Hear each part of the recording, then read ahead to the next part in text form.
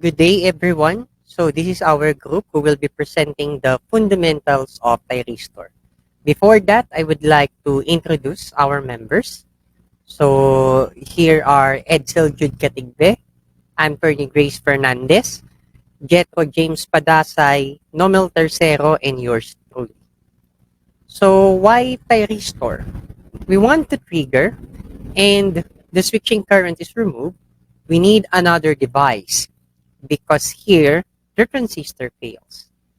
To solve both of the above problems, a thyristor is required. Besides handling a large amount of current, it can also run continuously even if the switching current is removed. What is a thyristor? So this picture right now, as you can see, it's composed of anode, cathode, and a gate.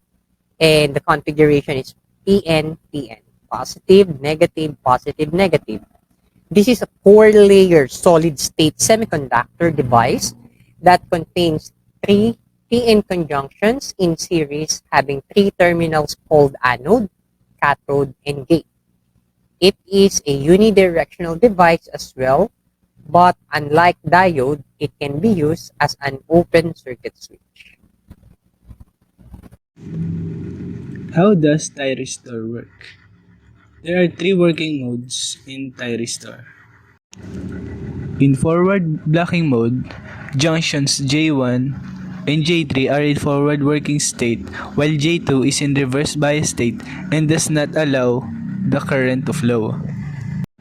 However, forward conducting mode, here a positive voltage is applied to the gate terminal, causing the J2 depletion region to break down. Due to this, current starts flowing in the circuit and results in switch on mode.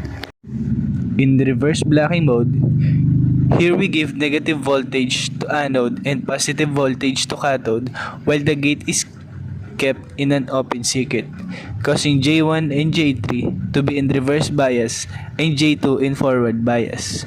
As J1 and J2 are in reverse bias, the flow of current is not possible. What are the different types of thyristor? First, the SCR or silicon controlled rectifier. It has the ability to control huge current and is generally used as high frequency switch in an electrical circuit. Then the gate turn off thyristor or GTO are used where either a reverse conducting diode is applied in parallel or where reverse voltage would never occur.